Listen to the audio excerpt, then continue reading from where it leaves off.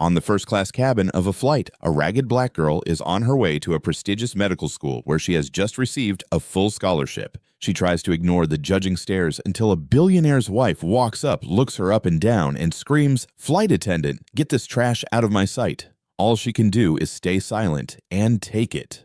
But then everything flips in a heartbeat when the woman's child suddenly stops breathing. The entire cabin panics. There's no doctor on board. And in the middle of those desperate screams, she doesn't hesitate. She saves the child. And as the baby slowly starts breathing again, that's the moment their lives change forever. Before we finish, tell us where you're watching from. And don't forget to subscribe because tomorrow I have something special for you. Houston International Airport Gate 23. The boarding call for United Flight 447 to Boston echoed through the terminal. Amara Johnson stood in line, clutching her boarding pass like her life depended on it. At 22, she looked out of place among the suits and designer dresses around her. Her clothes were old and worn, the kind of poor that no one could miss. But her eyes told a different story. Sharp, determined, the eyes of someone who had clawed her way here through blood and sweat. The gate agent scanned passengers through without a glance, until Amara stepped forward. The woman's eyebrows shot up. "First class?" "Yes, ma'am." A pause. The agent looked at Amara's clothes, then at the pass, then back at her face. Her expression said everything her mouth didn't. "You're sure about this?" Amara felt heat rising to her cheeks, but she kept her voice steady. "I'm sure." Beep. Valid. The agent's lips pressed thin, but she had no choice. "Go ahead then."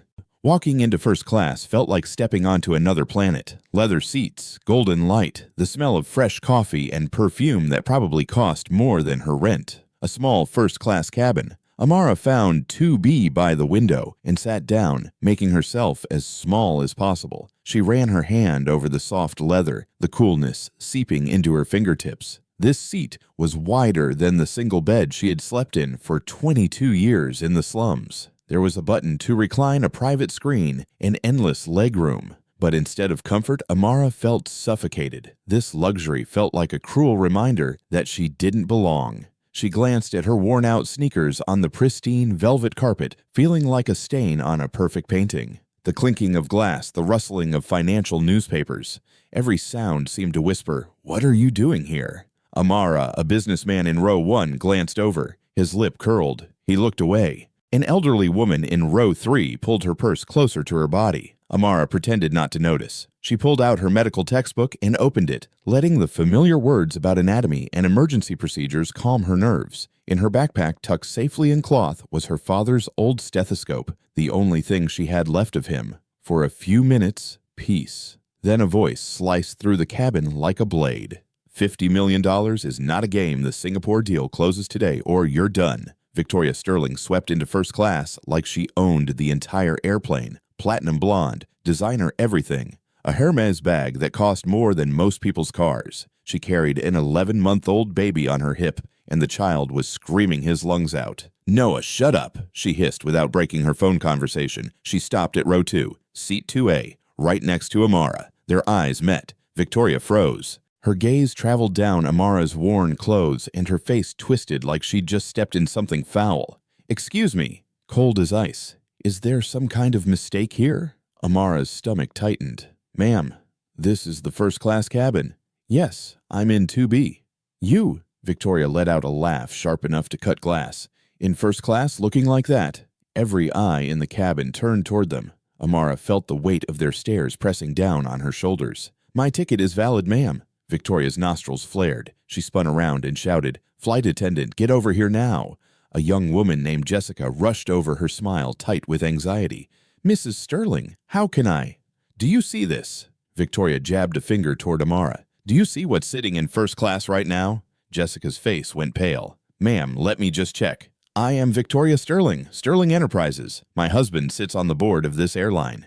She stepped closer to Jessica, her voice dropping to something dangerous. "You know what that means, don't you?" Jessica's hands trembled as she scanned Amara's boarding pass. Beep. Valid. "Ma'am, this ticket is legitimate. First class 2B. It was purchased by Boston Medical University." Victoria's eyes went wide. Then she burst out laughing. "Boston Medical University, the medical school." She turned to look at Amara like she was examining a bug. They invited you for what, to mop their floors, to scrub their toilets? Amara's jaw tightened. Say nothing. Don't give her the satisfaction. Oh, so you're not going to talk? Victoria's voice rose, filling the entire cabin. Fine. Let me tell you what I see. I see torn clothes. I see a backpack that looks like it came from a garbage dump. I see someone who does not belong here. The businessman in row 1 leaned back in his seat and nodded. She's right. First-class standards have really gone downhill. The elderly woman in row 3 shook her head slowly. Back in my day, they would never have allowed this. Victoria smiled, feeding off their support. She leaned down toward Amara close enough that her expensive perfume burned Amara's nostrils. You know what people like me call people like you. Her voice was soft now, almost a whisper, but loud enough for everyone to hear. Trash, garbage, filth trying to crawl into places where you don't belong. The word hit Amara like a slap across the face. Her hands curled into fists on top of her textbook. Her heart slammed against her ribs. Trash. Her mind flashed to her father's face, lying in that hospital bed, skin yellow from cancer, too weak to lift his head. He'd hidden his sickness for 8 months. 8 months of dying alone because he didn't want her to drop out of school. Become the doctor I never could be. He'd whispered, save people like me, baby girl. The ones too poor to save themselves. Amara blinked hard. Not now. Don't cry. Not in front of her. Well, Victoria straightened up, crossing her arms. Nothing to say for yourself. No excuse for why you're here. Amara looked up. Her voice came out quiet, but it didn't shake. I didn't steal anything. I earned my seat. I was invited to join a full scholarship medical program. Silence. For one heartbeat, no one moved. Then Victoria threw her head back and laughed so hard her whole body shook. Oh my God. Did everyone hear that? This girl says she's a doctor in training. She turned to the businessman in row 1, wiping tears from her eyes. Can you believe it? Look at her, a scientist, her. The man snorted. She's probably researching how to cash more welfare checks. Laughter erupted through the cabin. Victoria, the businessman. Even the elderly woman let out a chuckle behind her hand. Amara sat perfectly still. Her face showed nothing. But under the textbook, her hands were shaking so hard she couldn't stop them. In her pocket, she felt the cold metal of her father's stethoscope against her thigh. I won't cry, Dad. I promised you. I won't let them see me break. You know what? Victoria was still giggling as she finally settled into her seat, bouncing her crying baby carelessly. I don't care how you got that ticket. Just stay on your side and don't touch anything. Some of us actually belong here.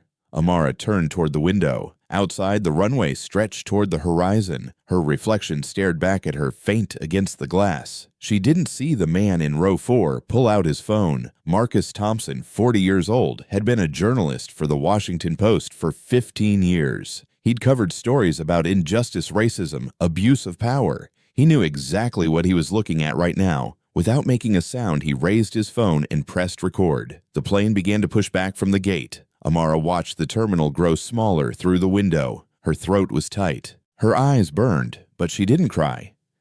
Tears welled up in the corners of her eyes. She didn't know that in less than 30 minutes, everything was about to change. She didn't know that Victoria Sterling, the woman who had just called her trash, would soon be on her knees, crying, begging, desperate for Amara's help. She closed her eyes and took a slow breath. I'm still here, Dad. I'm still fighting, and I'm not going to stop. Amara leaned her head against the cold window, watching clouds drift past like scattered cotton. The plane hummed steadily, but her mind was somewhere else, somewhere far away, somewhere painful.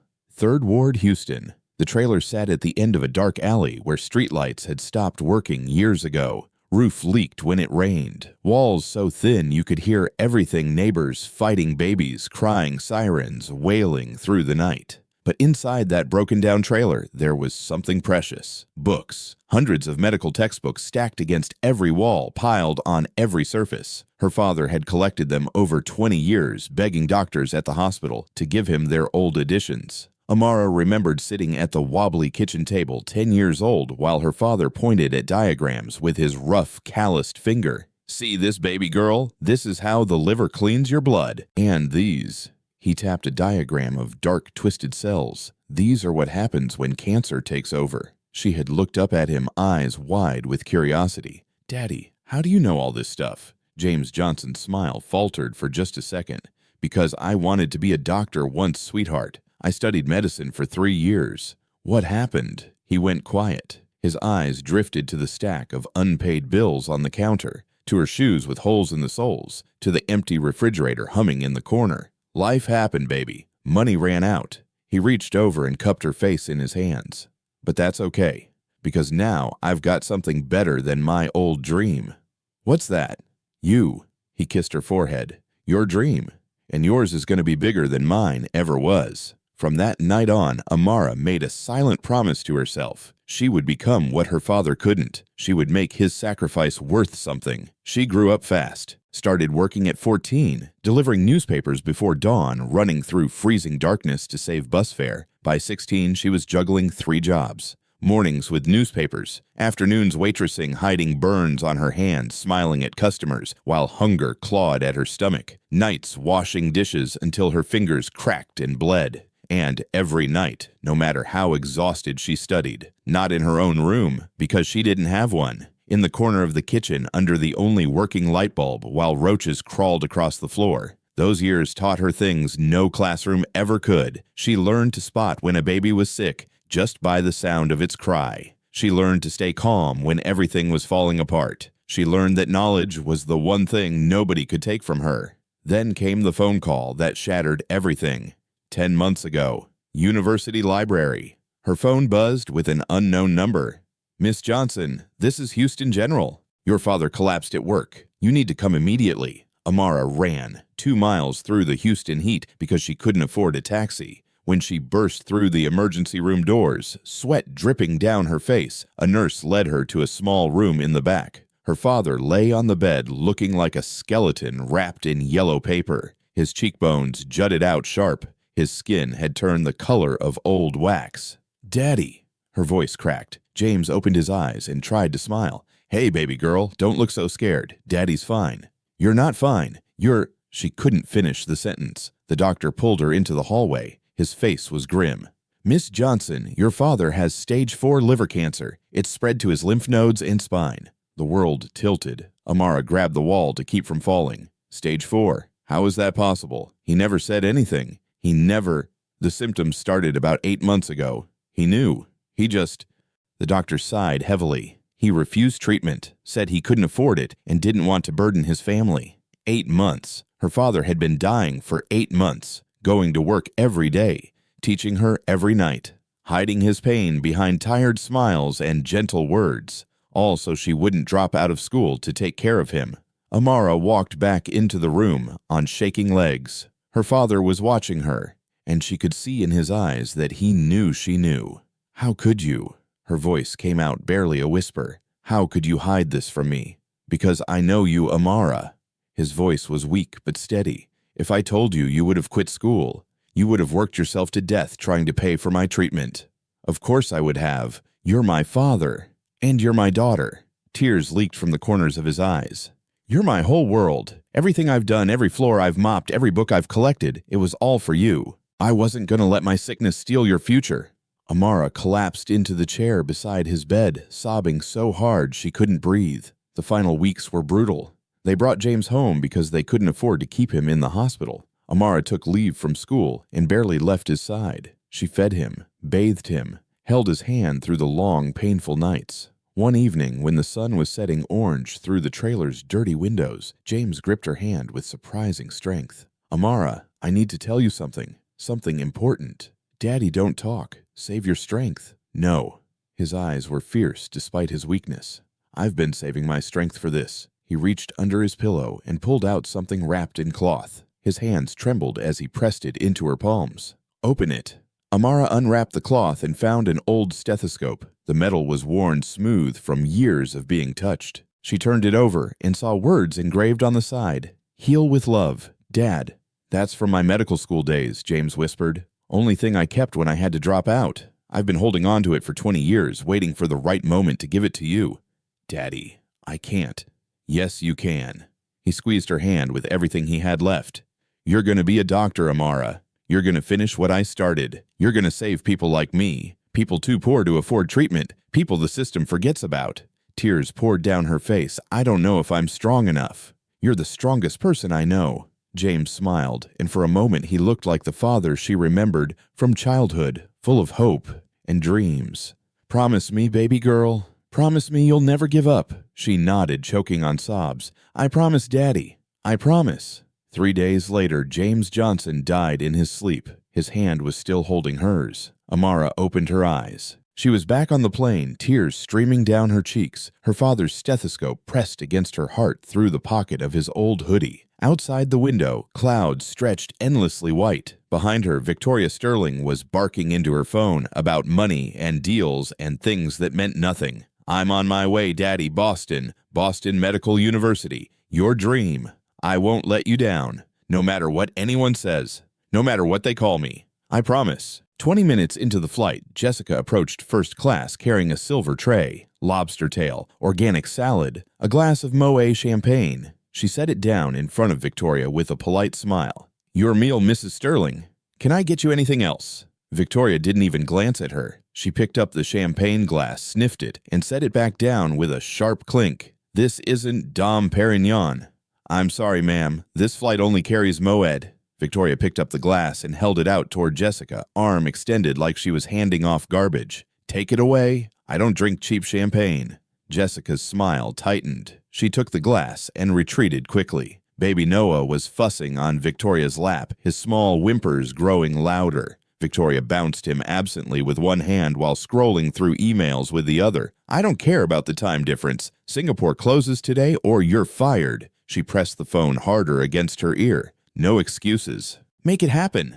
Noah's whimpers turned into full cries, his face scrunched up, turning red. Victoria sighed heavily like the baby was an inconvenience rather than her child. Without looking at him, she grabbed a bottle from her designer bag and shoved it into his mouth. Noah latched on, desperately gulping milk so fast, his tiny cheeks puffed with each swallow. Victoria kept talking on the phone. She didn't notice how fast he was drinking, didn't notice his stomach swelling, didn't notice his breathing growing strained. But Amara noticed. She watched from her seat as the baby drank too quickly, air bubbles getting trapped with each frantic gulp. His face was changing color. His body was tensing up. She had seen this before. Back in the third ward, watching neighbors' kids while their parents worked night shifts. She knew the warning signs. "Don't say anything," she told herself. "This woman hates you. She won't listen to anything you say." But Noah's face was getting redder. His whimpers between gulps sounded wrong. Amara took a breath. "Mrs. Sterling." Victoria didn't turn around. "What?" "Your son. He's drinking too fast. You should slow down his feeding before he—" Victoria spun around. Her eyes were cold and hard. She didn't say anything at first. She just looked at Amara, up and down, her lip curling with disgust. Then she reached over, snatched the medical textbook right out of Amara's hands, and threw it on the floor. The heavy book landed with a loud thud. Pages bent. The spine cracked. "Don't ever," Victoria said slowly, each word sharp as a knife. "Tell me how to raise my child." Amara stared at her textbook on the floor. 6 months of savings. Pages she had highlighted and annotated and studied until her eyes burned. Thrown away like trash. Victoria turned back to her phone call, dismissing Amara completely. "Sorry. Some people don't know their place." Noah was still crying, still being ignored. Victoria bounced him roughly, more annoyed than concerned. Jessica returned with a fresh tray of food. "Mrs. Sterling, I brought you a different—" Victoria held up one finger without looking at her, the universal sign for "shut up and wait." Jessica stood there awkwardly holding the tray while Victoria continued her phone call for another full minute. Finally, Victoria waved her hand. "Just leave it." Jessica set down the tray. "Is there anything else I can—" "Did I ask for anything else?" Victoria's voice was ice. "If I need you, I'll call you. Now go." Jessica's face went red. She turned and walked away quickly, her shoulders tight with humiliation. Amara watched all of this from her seat. The way Victoria treated everyone around her, the flight attendant who was just trying to do her job, the baby who just wanted his mother's attention, the stranger who had tried to help. To Victoria Sterling, they were all the same, beneath her, not worth her time or respect. Noah had finally stopped crying, but not because he was calm. His body had gone limp with exhaustion. He lay against Victoria's chest, breathing in shallow little gasps while his mother negotiated deals worth millions of dollars. Amara picked up her textbook from the floor. The cover was scuffed, some pages were creased, but it was still readable, still valuable. Just like me, she thought. You can throw me down, but I'm not broken. Victoria didn't just throw the book. She pulled an antibacterial wipe from her bag and meticulously cleaned the fingers that had touched Amara's book cover as if the knowledge of the poor was a contagious disease. The action was slow, deliberate, meant for Amara to see. She wiped each finger, a smirk playing on her lips, then dropped the dirty wipe right where the book had fallen. It wasn't just contempt. She smoothed out the bent pages and went back to reading. Chapter 12, Emergency Procedures for Infants, Choking, Cardiac Arrest, Respiratory Failure. She had no idea how soon she would need that knowledge. Victoria finally ended her call and tossed her phone onto the seat beside her. She picked at her lobster with a fork, took one bite, and pushed the plate away. "Overcooked," she muttered to no one in particular. She glanced over at Amara, who was quietly reading her textbook. Something about the sight seemed to irritate her. A poor girl in worn-out clothes sitting in first class acting like she belonged there. Victoria leaned over and spoke, her voice low but cutting. "You know what the difference between us is." Amara looked up but didn't respond.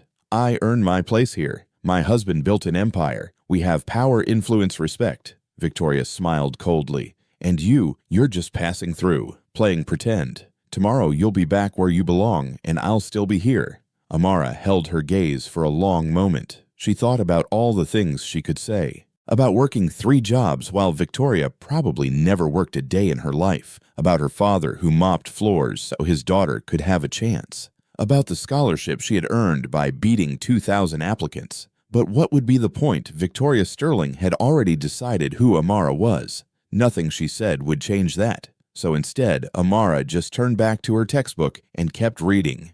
Victoria made a small sound of disgust and looked away. Pathetic. In row 4, Marcus Thompson sat quietly, his phone angled toward the front of the cabin. He had been recording since Victoria first raised her voice. 15 years as a journalist had taught him to recognize a story, and this was going to be one hell of a story. The plane flew on through the clouds. Victoria went back to ignoring her baby. Amara went back to studying. Everything seemed calm on the surface. 5 minutes later, everything fell apart. Baby Noah had been quiet for too long, too still. Then suddenly he let out a sharp cry, a sound that cut through the cabin like a knife, and then just as quickly, he went silent. Not the silence of a baby calming down, the silence of a baby who couldn't breathe. Amara saw it before anyone else. Noah's face changed from red to purple in seconds. His eyes rolled back. His tiny hands clawed weakly at the air, then went limp. Victoria looked down at her son. For a moment, she didn't understand. Then her face twisted in horror.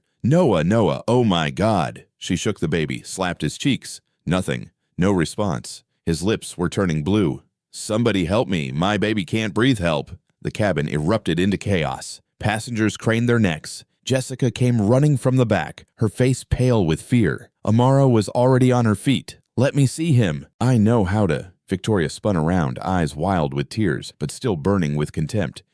Are you serious right now? Your son is choking on milk. I can help him if you just let me." "Don't you touch my child." Victoria pulled Noah closer to her chest, backing away like Amara was the threat. "You think I'm crazy? You think I'd let someone like you put your hands on my baby?" "Mrs. Sterling, he's not breathing. Every second matters. I need a real doctor, not some girl playing pretend." Victoria turned to Jessica, screaming, "Find me a doctor. There has to be a doctor on this plane." Jessica grabbed the intercom, her voice shaking. "Ladies and gentlemen, we have a medical emergency. If there is a doctor or medical professional on board, please identify yourself to a crew member immediately." Silence. 5 seconds. 10 seconds. 15 seconds. Nobody moved. Jessica tried again, desperation creeping into her voice. "Please, we need a doctor or nurse urgently. We have an infant in critical condition." The businessman in row 1 shook his head. "I work in finance. Can't help you." The elderly woman in row 3 clutched her pearls. "I don't know anything about medical matters." A man in row 5 half stood, then sat back down.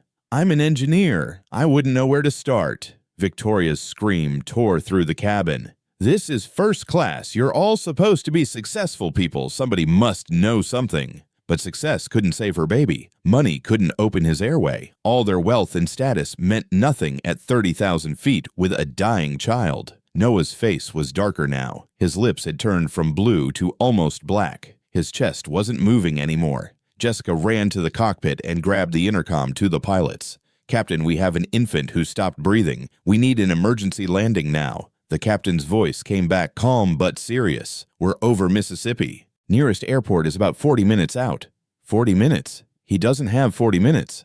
"I'm pushing the engines as hard as I can. Best case 35 to 40 minutes. Jessica returned to Victoria, her face white as paper. "Mrs. Sterling, the nearest airport is 40 minutes away." Victoria stared at her son. His lips were black. His eyes were closed. His tiny chest had stopped moving entirely. 40 minutes, her voice cracked. "He doesn't have 40 minutes. He doesn't have 40 seconds. She looked around the cabin wildly, clutching her dying baby. "Please, someone, anyone, I'll pay. Whatever you want. $1 million, $5 million, just save my son." Silence. Money couldn't buy a miracle at 30,000 feet. Marcus Thompson stood up from row 4 and walked toward Victoria. His phone was still recording in his pocket, but that didn't matter now. A baby was dying. "Mrs. Sterling." "What?" He pointed at Amara, still standing in the aisle. "She said she knows how to help. She's the only one on this plane who's offered." Victoria looked at Amara, the black girl in the worn-out hoodie, the one she had called trash, the one she had said would never amount to anything. She's just, Do you have any other options?" Victoria's mouth opened, but nothing came out. No doctor, no nurse, no hospital for 40 minutes. Her baby was turning black in her arms, and the only person who had said, "I know how," was the girl she had just spent the last 20 minutes humiliating. Jessica knelt beside Victoria, her voice gentle but urgent. "Mrs. Sterling, please. She's all we have. If you don't let her try, Noah is going to die." Victoria looked at her son. His face was the color of a bruise. His body was completely limp. He wasn't breathing at all. Something broke inside her. Her knees hit the floor. Her perfectly styled hair came loose. Mascara streamed down her cheeks in black rivers. "Please." Her voice was barely a whisper, now shattered into pieces. "Please, I'm begging you." She looked up at Amara, and for the first time there was no arrogance in her eyes, no contempt, just raw, desperate terror. "I'm sorry. I'm sorry for everything I said. I was wrong. I was completely wrong."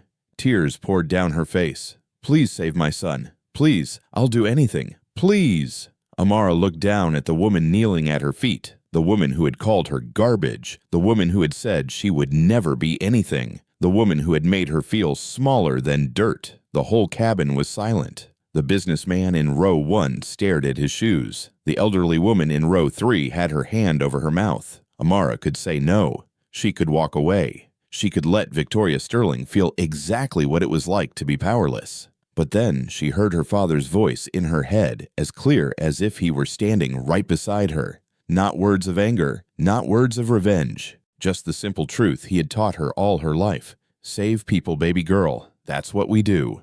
Amara stepped forward. "Give him to me." She took Noah from Victoria's shaking arms and laid him face down across her thigh, supporting his chin with her left hand. With her right hand, she struck his back firmly. 1, 2, 3, 4, 5. Nothing. Noah didn't move, didn't breathe. Amara flipped him over and placed 2 fingers on his chest, right between his tiny nipples. She pressed down rhythmically. 1, 2, 3, 4, 5. Still nothing. Victoria sobbed. "Why isn't it working? Why?" "Be quiet." Amara's voice was sharp. She needed to focus. She flipped him face down again, hit his back harder this time. 1, 2, 3, 4, 5. A small sound, a tiny cook from deep in his throat. Amara heard it. She turned him over immediately and opened his mouth, tilting his head back to see down his throat. There, a clump of curdled milk lodged right at the back of his airway, blocking everything.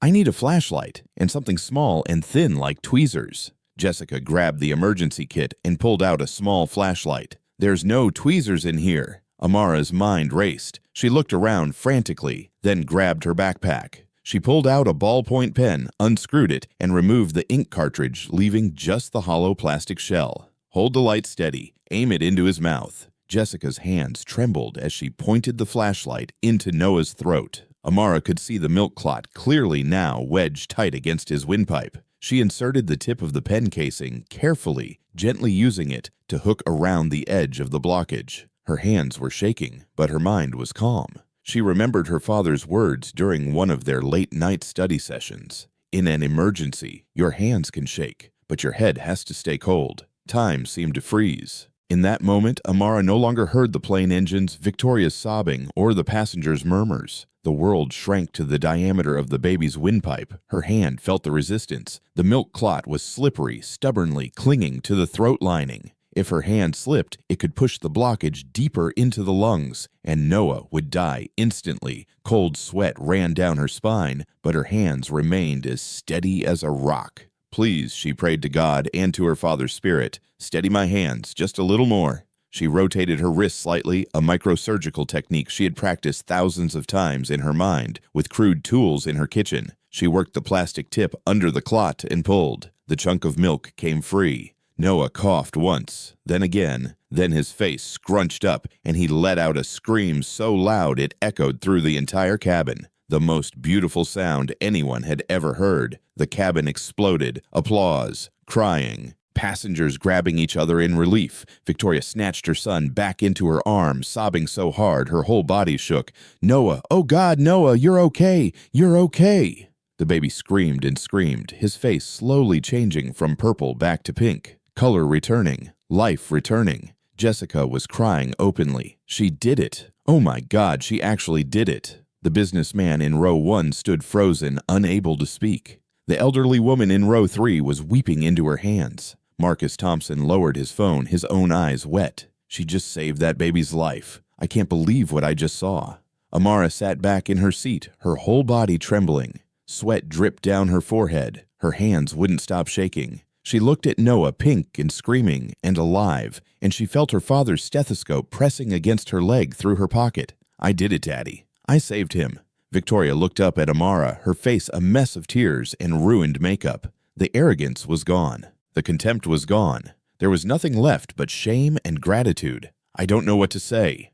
Her voice was hoarse from crying. Amara met her eyes. "You don't have to say anything." "But why?" Victoria's voice broke. "After everything I said to you, after I called you, why did you still save him?" Amara was quiet for a moment. Then she reached into her pocket and touched the cold metal of her father's stethoscope. "Because your son is innocent. He didn't do anything wrong. He doesn't deserve to die because of who his mother is." Victoria's face crumpled. "And because my father taught me something a long time ago. He said that when you have the power to save someone, you save them. No matter who they are. No matter what they've done to you." She looked out the window at the clouds. "That's what real doctors do. They heal with love, not with judgment." Victoria held her son tight against her chest, tears still streaming down her face. For the first time in her life, she had absolutely nothing to say. A heavy silence settled over first class. Nobody knew what to do with their eyes. The businessman stared at his hands. The elderly woman wiped her cheeks without looking up. And for the first time since Amara had stepped into this cabin, no one dared to treat her like she didn't belong. Baby Noah had fallen asleep in Victoria's arms, exhausted from his ordeal. Victoria herself sat motionless, staring at her son like she was seeing him for the first time. Her makeup was ruined. Her perfect hair had come undone. She looked nothing like the woman who had boarded this plane hours ago. Amara had returned to her seat by the window. Her hands had finally stopped shaking, but her heart was still racing. She closed her eyes and tried to breathe. Then footsteps approached. "Excuse me, Amara Johnson." Amara opened her eyes. A woman stood in the aisle, mid-50s, with salt and pepper hair and silver-framed glasses. She wore a simple gray blazer, professional but understated. "Yes, do I know you?" The woman smiled warmly. "Not yet. My name is Patricia Lawson. I'm the director of the Anatomy and Emergency Procedures program at Boston Medical University." Amara jumped to her feet so fast she almost hit her head. "Dr. Lawson, you signed my acceptance letter. What are you doing on this flight?" "I was returning to Boston after a conference in Houston. I had no idea you'd be on the same plane." Dr. Lawson's expression shifted to something deeper, almost emotional. "But after what I just witnessed, I knew I couldn't stay silent." She turned to face Victoria, who was still clutching Noah, her eyes red and swollen. "Mrs. Sterling, do you have any idea who just saved your child's life?" Victoria shook her head slowly. Her voice came out hoarse. "No, I don't know anything about her."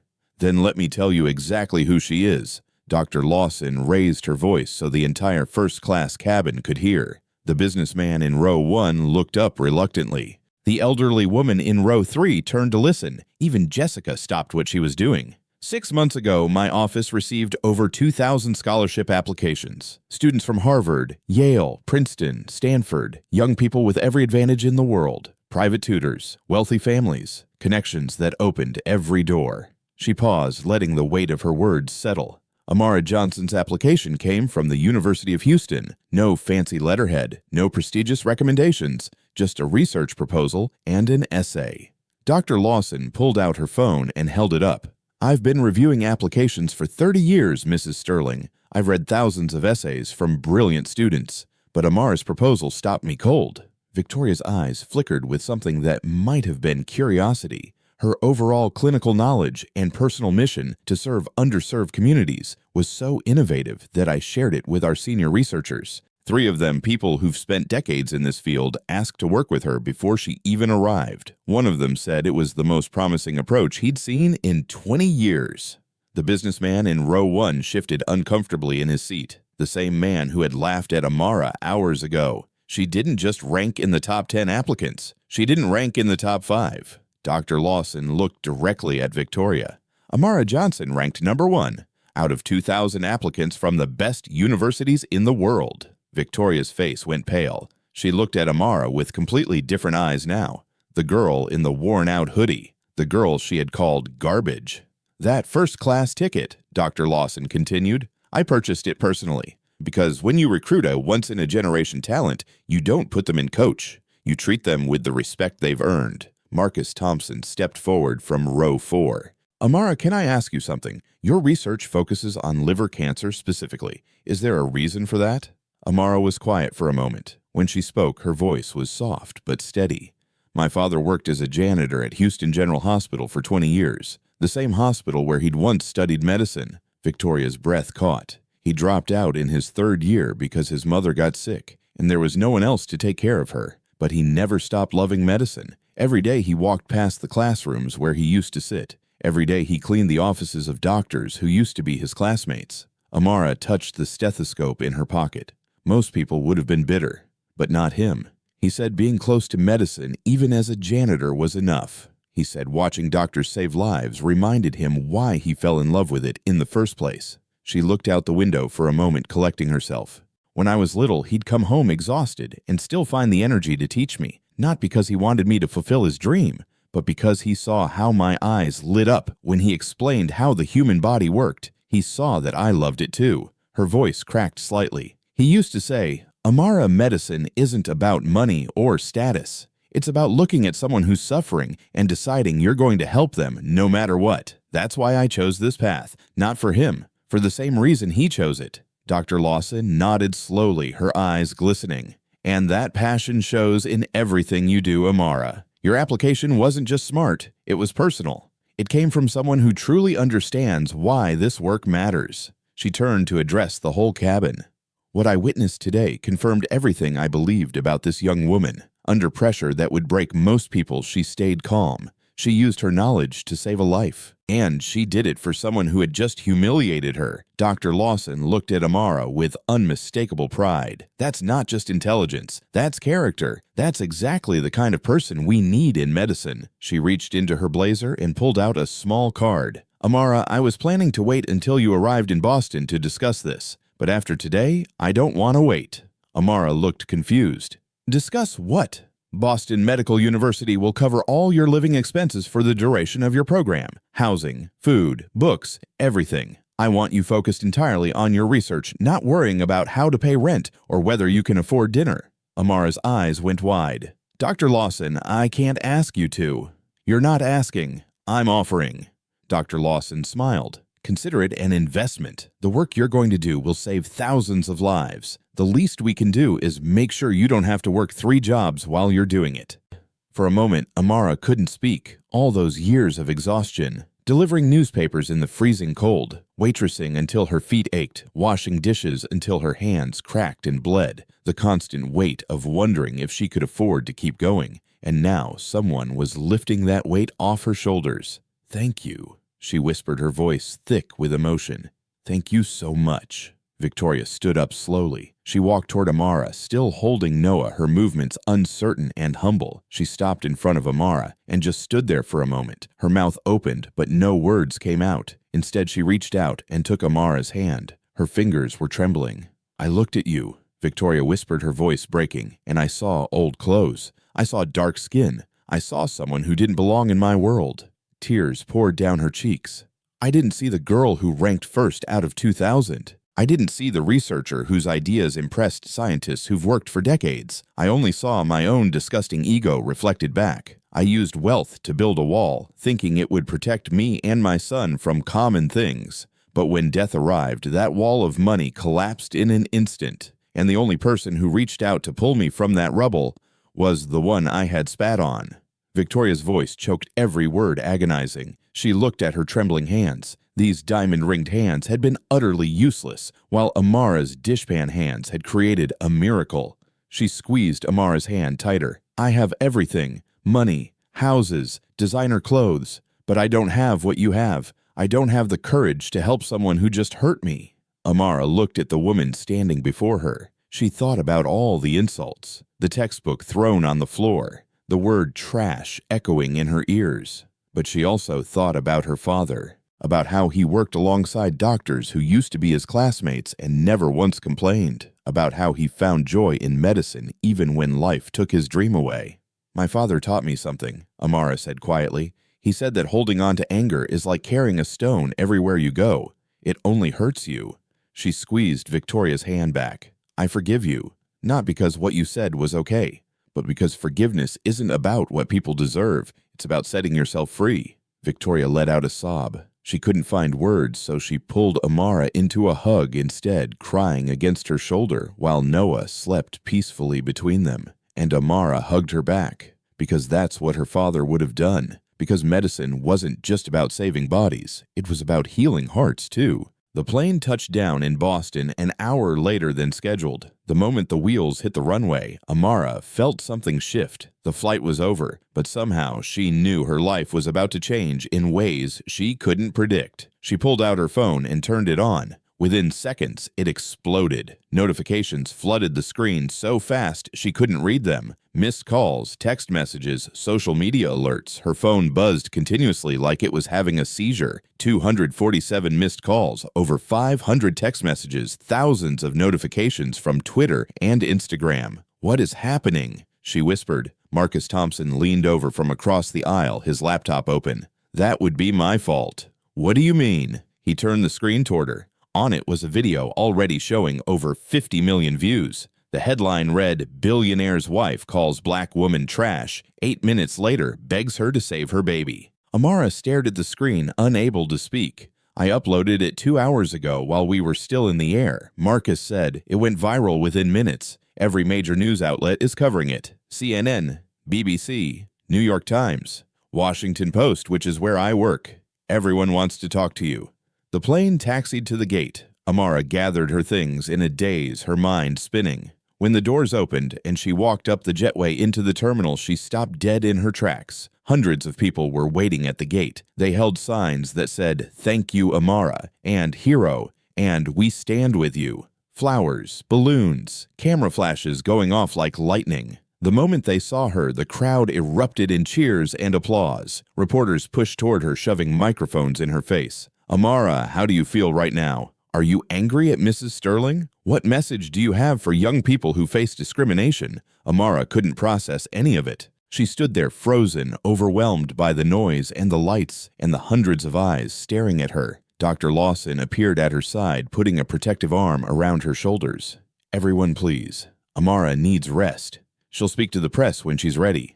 As they pushed through the crowd, Amara noticed 2 familiar faces trying to slip away unnoticed. The businessman from row 1, the one who had nodded along with Victoria's insults, and the elderly woman from row 3 who had said, "In my day, this would never be allowed." They had their heads down, moving as fast as they could toward the exit, hoping no one would recognize them from the video. But the elderly woman stopped. She turned around and looked at Amara. Her face was pale, her eyes filled with something that looked like genuine shame. She walked over slowly, her hands trembling. "Amara, young lady." Amara turned, surprised. The old woman took her hand and her voice cracked with emotion. "I'm sorry. I'm so deeply sorry for what I thought about you, for staying silent when I should have spoken up. I was wrong, and I'm ashamed of myself." Amara looked at her for a long moment. Then she gently pulled her hand away. "You don't owe me an apology, ma'am. You owe it to yourself, to your own conscience." She turned and walked away with Dr. Lawson, leaving the old woman standing alone at the gate, tears streaming down her wrinkled cheeks. The businessman from row 1 hurried past without looking back. He disappeared into the crowd as fast as his legs could carry him, terrified of being recognized, terrified of facing what he had done. That night, Amara sat alone in the hotel room that Boston Medical University had arranged for her. It was nicer than any place she had ever stayed, with soft sheets and a view of the Boston skyline. But she didn't care about any of that. She picked up her phone and dialed home. "Mama!" The sound of crying came through the line immediately. "Baby girl. Oh, my baby girl." "Mama, what's wrong? I saw the video, Amara. The whole neighborhood saw it. Everyone in 3rd Ward is talking about you." Amara's throat tightened. "Mama, you did it, baby. You really did it." Her mother's voice broke into sobs. "Your daddy would be so proud. So proud." Amara clutched her father's stethoscope in her hand, pressing it against her chest. Tears spilled down her cheeks. "I miss him, Mama. I miss him so much." "I know, baby. I know." Her mother sniffled. "But he's still here. He's always here, watching over you, smiling down at you." They cried together across the phone line, mother and daughter connected by grief and love and the memory of a man who had sacrificed everything. At the same time, in a luxury hotel across town, Victoria Sterling sat on the edge of her bed, staring at her sleeping son. Her phone had not stopped ringing since the plane landed, board members demanding explanations, lawyers warning her about lawsuits, the PR team trying to control the damage. And then her husband called. William Sterling Jr.'s voice was ice cold. "Do you have any idea what you've done?" "William, 15 years. 15 years I spent building our family's reputation, and you destroyed it in 8 minutes." "I'm sorry. I didn't think, no. You didn't think. That's exactly the problem." He paused, and when he spoke again, his voice was pure contempt. "Fly back to New York tomorrow. The lawyers are waiting. We need to figure out how to contain this disaster." The line went dead. Victoria lowered her phone slowly. She looked at baby Noah, still sleeping peacefully, completely unaware that his life had almost ended today, unaware that a stranger had saved him, a stranger his mother had called trash. Victoria closed her eyes, and tears slid down her cheeks. What have I become? How did I turn into this person? She had money. She had status. She had everything society said she should want. But sitting here now, watching her son breathe, she realized she had nothing that actually mattered. The girl in the worn-out hoodie had more strength, more character, more humanity in her little finger than Victoria had in her entire body, and Victoria would have to live with that truth for the rest of her life. New York, the night after the flight. The SUV pulled up to the Sterling mansion. Victoria stepped out holding Noah against her chest. The iron gates loomed tall. The marble columns gleamed in the moonlight. Everything looked exactly the same as when she left, but Victoria was not the same. Her husband was waiting in the foyer, arms crossed, face like thunder. 70 million views, Victoria. 70 million people watched you humiliate yourself and destroy everything I've built. William, our son, almost died today. The stock dropped 12% in 3 hours. The board wants my head. He stepped closer, his voice dropping to something dangerous. Tomorrow morning, we hold a press conference. We tell them the video was edited. We say the girl is a scammer who staged the whole thing for attention. Victoria stared at him. "You want me to lie about the girl who saved Noah's life?" William glanced at the baby in her arms with cold eyes. "The baby is fine. He got lucky. That has nothing to do with some ghetto girl playing hero. She's not. I tried to offer $5 million to the journalist. He refused. He said the internet doesn't forget." William straightened his tie. "Tomorrow you stand next to me. You cry. You say you were stressed and the video doesn't show the full story. Then you shut your mouth and let me handle the rest." He turned and walked toward his study. "Get some sleep and fix your face. You look like hell." Victoria stood alone in the foyer, Noah sleeping against her shoulder. Crystal chandeliers sparkled above. Priceless artwork hung on the walls. Everything around her screamed wealth and success. She walked past the large hallway mirror and stopped. The woman in the reflection wore a $10,000 outfit, but her eyes were empty. She remembered Amara's eyes on the plane, determined, fiery, full of dignity despite the old hoodie. Amara was poor, but she was free. And Victoria. She was a prisoner in her own gilded cage. Her husband didn't care their son had almost died. He only cared about stock prices. "What are you living for, Victoria?" she asked the reflection. "If Noah had died today, what would you have left? A husband who sees his son as a liability, a soulless bank account." For the first time in 15 years, she felt disgusted by the diamonds she wore. They felt heavy like shackles. That night, Victoria didn't sleep. She sat in Noah's nursery, watching him breathe, replaying everything in her mind. The plane, the insults, the moment Noah stopped breathing, and no one could help. The calm in Amara's hands as she saved him. Victoria had everything: money, mansions, designer clothes. But what did she actually have? A husband who saw her as a prop. Friends who only cared about her status. A life built on appearances and lies. What kind of mother did she want to be? What kind of person? By morning she knew. The press conference was packed. Hundreds of journalists, cameras everywhere. William Sterling Jr. stood at the podium, his smile polished, his lies ready. "Thank you all for coming. The video you've seen has been heavily edited and taken out of context. My wife was under extreme stress and—" Victoria grabbed the microphone. Silence crashed through the room. "Everything my husband just said is a lie." William's face went white. "Victoria, the video is real. Every single word." She looked directly into the cameras, her voice shaking but clear. "I called Amara Johnson trash. I called her garbage. I said she would never amount to anything. And I was wrong. Completely wrong." She took a breath. "My son stopped breathing on that plane. I screamed for help, and no one could do anything. The only person who could save Noah was the girl I had just humiliated." Tears streamed down her face, but she didn't stop. "Amara Johnson is not a scammer. She's a hero. She's a brilliant young woman who earned her place through hard work and sacrifice. And I treated her like she was worthless because of how she looked." William grabbed her arm. "That's enough." Victoria pulled away and kept talking. "I refuse to stand here and destroy an innocent person to protect stock prices. I refuse to be part of this lie anymore." She looked at her husband one last time. "I'm done." She walked off the stage, leaving William alone with his crumbling empire. 1 year later, Boston. Amara walked through the research facility wearing a white lab coat, her name embroidered in blue, Amara Johnson Anatomy and Emergency Procedures Fellow. She had completed her first year with the highest marks in the program's history. Her research on affordable liver cancer detection was moving toward clinical trials. Every day she woke up knowing she was one step closer to keeping her promise. Dr. Lawson appeared in the hallway. "Amara, there's someone here to see you." "Who?" "Go to the conference room. You'll see." Amara walked down the hall, curious. She pushed open the door and stopped. Victoria sat at the table, but she looked completely different. She wore a simple sweater and jeans, her hair pulled back in a messy ponytail. On her lap, Noah, almost 2 years old now, was playing with a stuffed elephant. "Hello, Amara." Amara sat down slowly. "Mrs. Sterling." "I didn't expect to see you." Victoria smiled softly. "I go by my maiden name now, but please just call me Victoria." Amara noticed the changes. No expensive jewelry, no Hermes bag, no air of superiority. This was a different woman. "You look different." "I am different." Victoria looked down at Noah, stroking his hair gently. After the press conference, William threatened divorce. Amara's eyebrows rose. "You got divorced?" "I filed first, actually, right after I walked off that stage." Victoria laughed quietly.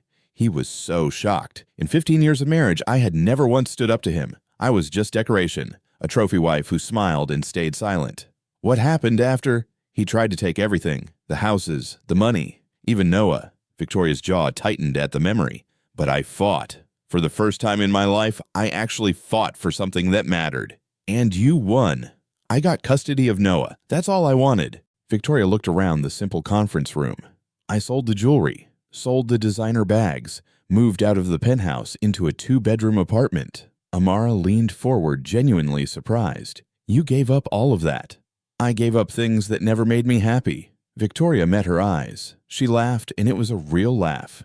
"I even took first aid classes, infant CPR, choking procedures, everything." Her voice grew serious. "I never want to feel that helpless again, watching my son turn blue while I couldn't do anything. That moment broke something inside me, but it also rebuilt me. I'm happy for you, Amara said softly. Really? Victoria reached into her bag and pulled out an envelope. I came here for 2 reasons. First, to show you that what happened on that plane wasn't just a moment. It changed my entire life. She slid the envelope across the table. And second, to give you this. Amara opened the envelope. Inside was a check. $5 million. And a letter with a foundation name printed at the top. The James Johnson Memorial Anatomy and Emergency Procedures Fund, Victoria explained, to support anatomy and emergency procedures and treatment for people without health insurance. Amara's hand started trembling. Victoria, I can't. Yes, you can. Victoria's voice was firm. After the flight, I spent weeks learning about your father. Victoria wiped her cheeks. Your father was a hero, Amara, a real hero. Not someone who writes checks and gets buildings named after them. Someone who sacrificed everything for the people he loved. She stood up, lifting Noah into her arms. The little boy looked at Amara with curious eyes. Can you say hi to Dr. Johnson, sweetheart? Noah waved his chubby hand shyly. Hi. Amara laughed, wiping her tears. Hi, Noah, you've gotten so big. Victoria held her son close. He's going to grow up differently than I did. He's going to know that real strength isn't about power or money. It's about helping people. She walked to the door, then turned back one last time. Thank you, Amara, for saving my son, for saving me. Her voice cracked. Your father raised an incredible daughter. I hope you know that. 5 years later, Boston, Dr. Amara Johnson walked through the hospital corridor, her white coat crisp, her name embroidered in blue thread. Around her neck hung her father's stethoscope, the engraving worn smooth from years of touching. In 5 years, she had done what most researchers couldn't do in a lifetime. Her method for affordable liver cancer detection was now used in 47 public hospitals across America. Over 3,000 lives saved in the first year alone. 3,000 people who didn't have to die like her father did. But today wasn't about research. Today was about going home. Houston, 3rd Ward. The neighborhood looked the same.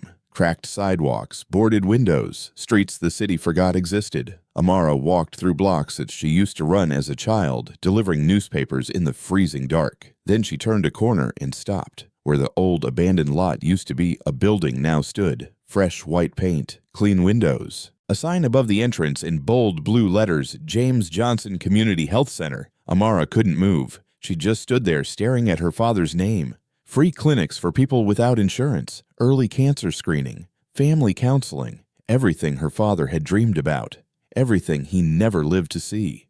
Beautiful, isn't it? Her mother appeared beside her, her hair streaked with gray, her hands still rough from decades of hard work, but her eyes were bright with pride. They finished it 6 months ago, Mama Ruth said. Victoria called to tell me. She wanted it to be a surprise. Amara felt tears building. Daddy would have loved this. He would have cried like a baby. Mama Ruth took her daughter's hand, just like you're about to.